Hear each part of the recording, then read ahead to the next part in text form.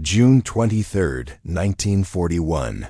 Near Dubno, western Ukraine. Dawn breaks low and gray over the steppe, the air already heavy with dust and the distant thud of artillery. German panzer crews from the 11th Panzer Division crouch beside their machines. Panzer II is and IV is lying nose to tail along a shallow ridge checking optics, wiping dew from periscopes, listening to engines idle with mechanical confidence. For 2 days, Operation Barbarossa has surged eastward exactly as planned. Soviet resistance, when encountered, has been disorganized and brittle. The men expect more of the same. Then the ground begins to tremble. At first it is mistaken for artillery fire. An irregular vibration felt through boots and track links. But the sound grows deeper, heavier, rhythmic. Diesel engines. Not the high-pitched gasoline whine the Germans know, but something slower, more forceful, like a hammer striking an anvil again and again beneath the earth. Lieutenant Karl Weber raises his binoculars. Through drifting smoke, dark shapes emerge from a line of sunflowers crushed flat by advancing steel. They are tanks, but not like any he has seen before. The hulls are low and sharply angled, armor plates sloped like knife blades. Wide tracks chew through mud and grass without slowing. Long-barreled guns sit in rounded turrets, already traversing. Fine Panzer, someone says, uncertain. Enemy tanks. Weber watches the first one crest a shallow rise. A red star flashes briefly on the turret side. The tank pauses, as if assessing the field, then fires. The impact is immediate and catastrophic. A Panzer III explodes in a bloom of flame and twisted steel, its turret ring shearing apart. The shockwave rolls across the line. German gunners swing their 50mm guns toward the advancing shapes and fire once, twice, 3 times. Shells strike the enemy tank's glacis and ricochet skyward in bright sparks, leaving only shallow scars. What are those things? Weber shouts, though no one answers. Inside the Soviet lead tank, a T-34 model 1940, the crew feels the impacts as dull thumps. Commander Senior Sergeant Ivan Petrov braces himself in the cramped turret, headset pressed tight against his ears. The smell of hot oil and cordite fills the air. He peers through the PT-6 periscope and sees German tanks scrambling, reversing, trying to redeploy. Target Panzer. 100 meters, Petrov orders. Gunner Mikhail Sokolov adjusts the elevation, his hand steady despite the chaos. The 76.2mm F-34 gun fires. Another German tank erupts, armor punched through as if it were thin sheet metal. Petrov feels a surge of grim satisfaction. For months, they have trained on this machine, in secrecy driving it across frozen proving grounds, firing until the barrel glowed, cursing its rough transmission and cramped visibility. Now on its first true battlefield, the T-34 is doing exactly what it was built to do. Outside, German discipline fractures under the shock. Radio traffic crackles with confusion. Reports flood enemy tanks impervious to standard anti-tank fire, moving faster than expected, appearing where reconnaissance reported nothing. An 88mm flak gun is hastily unlimbered, its crew sweating as they swing the long barrel toward the oncoming Soviets. Before it can fire, a T-34 round detonates among the gun crew, scattering bodies and equipment across the field. The Soviets push forward relentlessly. Diesel engines roar as T-34s maneuver with an ease that defies the terrain. Wide tracks gripping soft earth where German tanks bog down. Their sloped armor turns shot after shot aside, not through magic, but through geometry and physics angles that steal penetrating power. Thickness where it matters most. Weber abandons his burning command tank and dives into a shell crater. From there, he watches the impossible unfold. German tactical doctrine, so precise, so rehearsed, collapses in the face of a machine they were never warned about. Infantry anti-tank rifles are useless. Hand-thrown charges bounce off or fail to detonate properly against the sloped hulls. Even when a T-34 is hit in the track or turret ring, it often keeps moving, fighting, killing. Smoke thickens, blotting out the sun. The battlefield becomes a chaos of fire, screams, and grinding metal. Amid it all, the T-34s advance not perfectly, not invincibly, but with a brutal confidence that signals something far worse than a single lost engagement. This is not just a new tank. This is a revelation. As the morning wears on, German officers begin to understand the implications. Their tanks are not obsolete in doctrine or crew skill, but in steel and design. Sloped armor, a powerful gun, a diesel engine less prone to fire, mobility that ignores mud and snow alike. The Soviet Union has not merely matched German armor. It has leapt ahead. By midday, the field near Dubno is littered with wrecks-blackened Panzer hulks smoldering beside shattered trees and torn earth. The T-34s, many scarred but still running, pull back to regroup, engines idling like restrained beasts. For the men who witnessed it, the certainty of German armored supremacy has died here, in the dust of the Ukrainian steppe. And though the war is far from decided, a line has been crossed, one forged in sloped steel and fire. Winter 1939. Kharkov Locomotive Factory, No. 183. Ukrainian Soviet Socialist Republic. Snow presses against the factory windows in thick, unmoving sheets. Inside, the air is sharp with metal filings, oil, and sweat. Arc welders hiss and crackle along assembly lines lit by bare bulbs. Engineers in heavy coats lean over drafting tables, their breath visible as they argue in low, urgent voices. This is not a place of inspiration, it is a place of pressure. At the center of the chaos stands Mikhail Ilyich Koshkin, chief designer, his health already failing, his posture rigid with determination. On the table before him lie blueprints that challenge everything armored warfare has accepted as standard. Sloped armor plates instead of vertical walls. Wide tracks instead of narrow ones. A diesel engine instead of gasoline. A tank designed not for parade grounds, but for mud, snow, and annihilation. The Red Army's experience in the Winter War against Finland still haunts these halls. Soviet tanks, thin-skinned, undergunned, mechanically fragile, were slaughtered by small determined enemy units using terrain and improvised weapons. The lesson was brutal and undeniable. The next war would demand something radically different. Koshkin knows the stakes. The political atmosphere is lethal. Design failures can mean demotion, imprisonment, or worse. Yet he pushes forward, merging two competing prototypes, the A-20 and A-32, into a single, heavier machine that defies conservative doctrine. Many officers object. They want speed, lighter armor, easier production. Koshkin insists on balance. Armor that survives, he says to his team, is speed. By early 1940, the first prototypes roll out into the frozen countryside for trials. They are crude, unfinished, and temperamental. Gearboxes grind. Optics fog. Crews complain bitterly. But when shells strike the sloped hulls during live-fire tests, they glance off at angles that would have penetrated any existing Soviet tank. To prove the design, Koshkin orders an act bordering on madness. Against medical advice, he leads a winter endurance run over 2,000 kilometers, from Kharkov to Moscow and back. The prototype tanks crawl through snowstorms, ice, and frozen mud, crossing rivers and forests, enduring breakdowns and field repairs. Koshkin rides atop one tank for much of the journey, exposed to the cold, coughing blood into his scarf. The tanks survive. Koshkin does not. By the time the design reaches Stalin's desk, the verdict is clear. The tank, now officially designated T-34, is approved for mass production. Koshkin dies later that year, his lungs destroyed, never seeing his creation in full combat.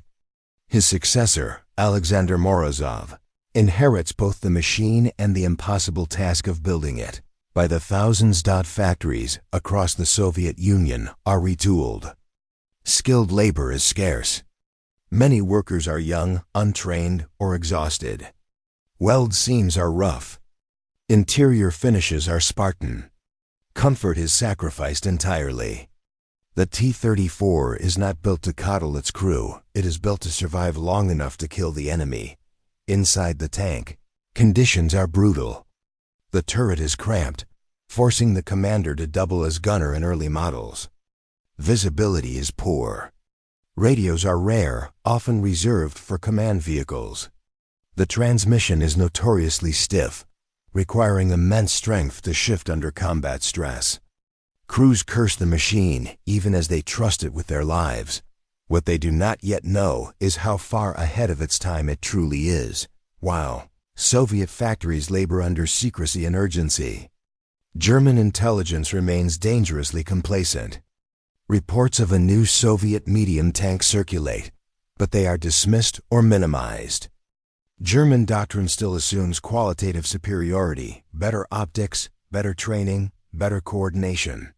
On paper, the Panzer III and IV remain adequate. No one in Berlin fully understands what sloped armor means for ballistic physics.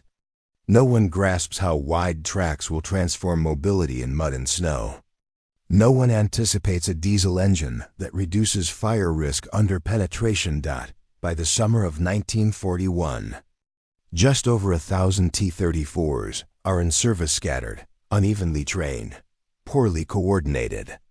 On paper, this seems insufficient to challenge the Wehrmacht's armored spearheads. And yet, when the invasion begins, those scattered machines collide head-on with German expectations. At places like Dubno, Minsk, and Smolensk, the T-34 reveals itself not as a perfect weapon, but as a disruptive one. It exposes the limits of German guns. It forces emergency tactical adaptations. It demands the use of 88mm anti-aircraft guns in ground roles. It inspires urgent memoranda, frantic field reports, and quiet fear among panzer crews.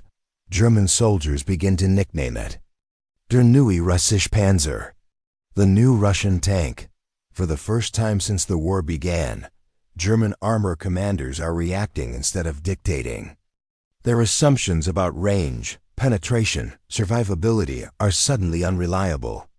Each engagement becomes a test, not of doctrine, but of improvisation, and deep behind the lines, as factories are dismantled and loaded onto trains heading east, the Soviet Union prepares to do what it does best under existential threat: produce, adapt, and endure. The T-34 is no longer a prototype. It is no longer a secret. It is becoming the spine of an army that refuses to collapse. October 2nd, 1941. Outside Vyazma, Western Russia. Cold rain turns the dirt roads into rivers of mud. Columns of refugees choke the countryside. Carts and cattle pushed aside as Red Army units rush west to seal gaps in collapsing fronts. In a shallow forest clearing, a platoon of T-34s sits under camouflage nets strung between bare trees. Their hulls streaked with dried mud and soot. Inside one of them, Junior Lieutenant Alexei Voronin grips the turret rim, boots braced wide to keep balance as the tank idles. He is 23 years old and has commanded this machine for less than 3 weeks. His training lasted barely 2 months. He has fired live ammunition exactly twice. Through the narrow vision slit, Voronin watches German infantry advance cautiously along a tree line. Panzer IV is lurking behind them like patient hunters. He hears the radio crackle, fragmented, distorted, often useless, but one message cuts through clearly: hold position. Delay the enemy. Voronin swallows. Delay, not stop. Just bleed them. The T-34's engine growls as he signals the driver forward. The tank lurches, transmission protesting, tracks biting deep into mud that would have immobilized lighter vehicles. Rain beads and runs down the sharply sloped glacis. A German shell strikes the hull and skids away with a shriek of metal. The crew flinches, then exhales. "Still moving," the driver shouts. Voronin scans for targets. Visibility is poor smoke, rain, foliage, but the outline of a Panzer IV emerges between trees. He gives the order. The gun fires. The recoil slams through the turret, ringing ears, rattling teeth. The German tank stops, smoke venting from its engine deck. This is how the T-34 fights in 1941, not as part of elegant combined arms maneuvers, but in desperate, local actions. Crews are brave but green. Coordination is uneven. Many tanks are lost not to enemy fire, but to mechanical failure, fuel shortages, or abandonment during chaotic retreats. Yet again and again, when contact is made, the pattern repeats. German tanks struggle to penetrate the T-34's frontal armor. Soviet shells punch through at ranges the Germans consider unsafe. Even damaged T-34s often require multiple hits to disable fully. German after-action reports grow increasingly blunt. Standard anti-tank weapons are ineffective. Engagement ranges must be shortened dangerously. Flanking shots are essential. Requests are sent up the chain for improved guns, heavier armor, anything to restore parity. Meanwhile, the Red Army bleeds. Entire mechanized corps are encircled and destroyed. Thousands of T-34s are lost in 1941 alone. On paper, this seems catastrophic. But unlike earlier tanks, the T-34 leaves behind something more durable than wreckage. It leaves behind lessons. Crews learn to angle their armor instinctively, maximizing the slope that already protects them. They learn to fight from hull-down positions, exposing only the turret. They learn that speed and aggression can compensate for poor communication. Factories gather feedback from the front, sometimes months late, sometimes scrawled on scraps of paper, and incorporate changes whenever possible. By the time the Germans reach the outskirts of Moscow, winter sets in with a ferocity that surprises even veterans of the Eastern Front. Engines freeze. Lubricants thicken. German tanks, built for temperate Europe, struggle to start in sub-zero temperatures. The T-34 does not. Its diesel engine coughs, then roars to life. Its wide tracks float over snow where narrow ones dig in and stall. Soviet crews, wrapped in layers of wool and padded jackets, drive straight through terrain the Germans assumed impassable. In December 1941, during the Soviet counteroffensive outside Moscow, T-34s spearhead attacks that push the exhausted Wehrmacht back for the first time. The tanks are still imperfect. Optics lag behind German quality. Crew ergonomics remain punishing. Losses remain high, but the psychological balance has shifted. German soldiers now speak of the T-34 with a mix of respect and unease. Panzer aces study its silhouette, memorizing weak points. Engineers at home work feverishly on responses upgunned Panzer IVs, heavier armor, entirely new designs. For the Soviets, the tank becomes more than equipment.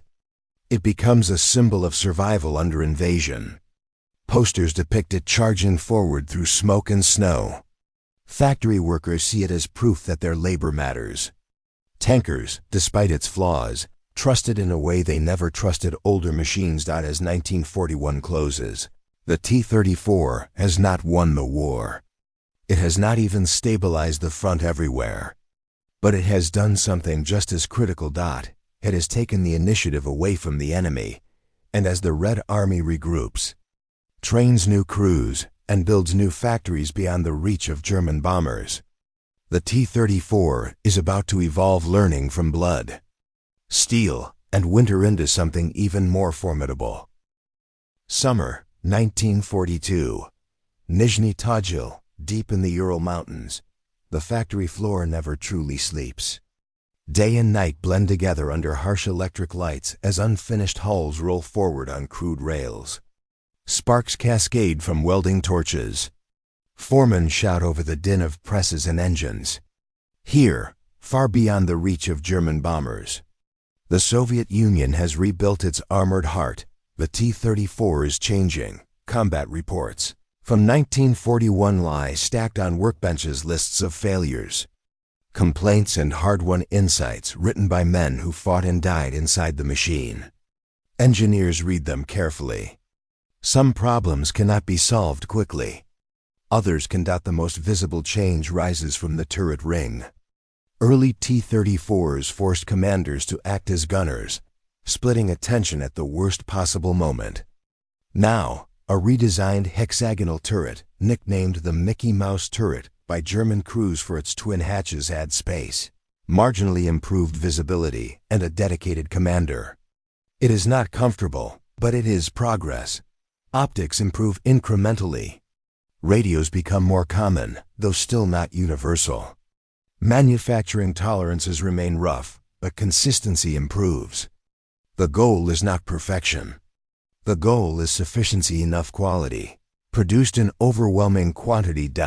By the time the German summer offensive surges south toward the Caucasus and Stalingrad, the T-34 meets it in greater numbers and with greater confidence. July 23, 1942. Approaches to Stalingrad. Dust hangs over the steppe like a pall curtain as Soviet armored units move into position. Among them is Sergeant Nikolai Kravchenko, a veteran now one of the few left from his original crew. His T-34 bears welded patches over old scars, each one a memory of survival.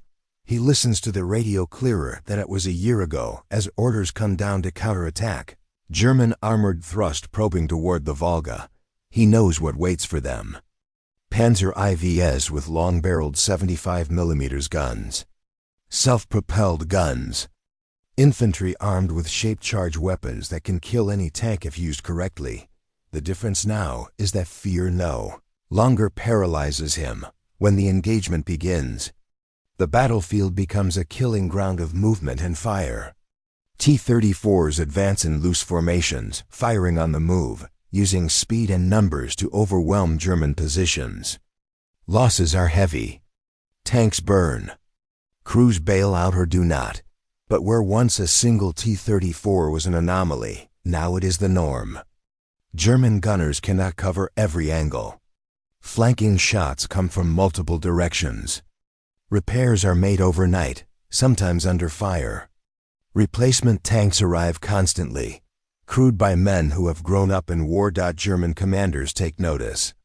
Reports from the Eastern Front are no longer dismissive, they are alarmed. The T-34 is not just superior in isolated engagements. It is being used en masse, supported by artillery and infantry. Driven by an army learning rapidly from experience, the German response accelerates. Heavier armor is fielded. The Tiger appears formidable, heavily armed, terrifying in its own right. But it is rare, complex, and slow to produce. The Panther, designed explicitly to counter the T-34, enters service prematurely, plagued by mechanical failures. In contrast, the Soviet approach is ruthless in its simplicity. If a tank can be built faster, it is simplified. If a component fails often, it is reinforced or replaced, even if inelegantly. The T-34 becomes easier to manufacture, even as it becomes more lethal. By late 1942, the balance on the battlefield is no longer theoretical. At Stalingrad, German armor is bled white in brutal urban and steppe fighting. When the Soviet counteroffensive encircles the Sixth Army, T-34s form the steel ring that slams shut the trap. For the first time, German tank units are not just outmatched locally, they are operationally overwhelmed. Winter returns, and with it, the grinding certainty that the war has turned. German soldiers still respect the T-34's strengths and exploit its weaknesses when they can. But the sense of inevitability has shifted. In Soviet newsreels, the T-34 rolls forward through snow and smoke, red star gleaming, symbolizing not just resistance, but momentum. It is no longer a desperate innovation born of fear. It is now a weapon of advance, And as both sides look toward 1943, toward a coming clash of armor on an unprecedented scale, the T-34 stands at the center of it, hardened by defeat, refined by survival, and ready to meet its greatest test yet. July 5, 1943, the Kursk salient, southern Russia. The night is unnaturally quiet. Fields of tall grass ripple under a light wind, hiding thousands of anti-tank mines and camouflaged gun pits. Soviet tank crews wait inside their machines, engines off, darkness pressing in around them. Somewhere beyond the horizon, German armor is assembling for one last attempt to seize the initiative. Inside a T-34 76th, dug into a shallow revetment, Captain Sergei Malinin checks his watch by the dim glow of a shielded lamp. He has memorized this ground for weeks, every slope, every ravine, every pre-registered firing lane. This time, the Red Army is not reacting. At 2:20, the silence shatters. German artillery crashes down in rolling waves, tearing earth and steel apart. The ground bucks. Dirt rains onto the tank's hull. Malinin grips the intercom, voice steady despite the concussions. Stand by. Do not reveal position. As dawn approaches, the silhouettes appear: Panthers advancing cautiously, Tigers further back, Panzer IVs filling the gaps. They are larger, heavier, more heavily armed than anything the Soviets faced in 1941. German crews are confident again. Trusting in thicker armor and longer guns, Malinin waits. When the first Panther crosses a marker stake, Soviet guns open fire as one. The battlefield erupts. T-34s surge from concealment, engines roaring, tracks churning earth into clouds of dust. Anti-tank guns hammer at German flanks. Mines detonate beneath advancing columns. The T-34 is no longer invulnerable. Panthers punch through its armor at long range. Tigers kill with single devastating hits. Tanks explode in sheets of flame. Crews die screaming or vanish instantly. And yet, the Soviets keep coming. Malinin orders his driver forward, using speed and maneuver to close distance. At range, the German guns dominate. Up close, chaos reigns. T-34s swarm heavier tanks, firing into sides and rear armor, coordinating with infantry and artillery in ways unimaginable 2 years earlier. Panthers slews sideways as its track is blown off. A T-34 rams forward, firing point-blank into the engine compartment. Another Soviet tank bursts into flames under return fire, its turret blown clear. There is no time to mourn. Radio traffic is constant now: commands, warnings, screams, static. The air stinks of fuel, smoke, and hot metal. Overhead, aircraft duel, contrails crossing like scars in the sky. At Prokhorovka, the fighting collapses into a brutal melee. Tanks fire at ranges so short that misses are impossible. Collisions send crews sprawling inside their hulls. Dust and smoke reduce visibility to meters. Here, the T-34's strengths are not in technical superiority, but in doctrine and endurance. It is simpler, easier to repair, easier to replace. Where a Tiger disabled is a significant loss, a destroyed T-34 is tragic but expected. Absorbed, replaced. By the end of the day, the fields are a graveyard of steel. Both sides suffer appalling losses. But when the smoke clears, the German advance has stalled. For the Wehrmacht, Kursk is the end of the offensive dream. Their armored reserves are drained beyond recovery. For the Red Army, it is confirmation that the combination of mass production, evolving tactics, and the T-34 at the core has finally tipped the balance. After Kursk, the war becomes a long retreat for German armor fighting, delaying actions against waves of Soviet tanks that grow stronger, better coordinated, and more confident with every kilometer westward. The T-34 has faced its mirror image in the Panther and survived not because it was perfect, but because it fit the reality of total war, better than anything else on the battlefield. Yet even as victory becomes imaginable, Soviet engineers are already looking ahead. The lessons of Kursk are clear. Firepower must increase. Survivability must improve. The next evolution is already taking shape, and soon, the T-34 will return changed once more to finish what it started. January 27, 1944, near Korsun-Shevchenkovsky, Ukraine. Snow crunches beneath steel tracks as a new silhouette moves through the morning fog. At first glance it is familiar: low hull, sloped armor, wide tracks, but the turret is unmistakably different, larger, taller, 3 men inside instead of 2. From it protrudes a long, powerful gun, the 85mm ZIS-S-53. Inside the turret, Captain Yuri Antonov finally has room to breathe. For the first time in a T-34, he is not the gunner. He is a commander in the true sense of the word: head up, eyes scanning, issuing orders instead of wrestling steel levers. His gunner calls out targets. His loader slams shells home with practice speed. The T-34 85th fires. A German Panzer IV disappears behind a curtain of flame. Moments later, a Panther takes a hit to the side at close range, its engine deck erupting as the 85mm round tears through thinner armor. The balance, so brutally contested at Kursk, has shifted again.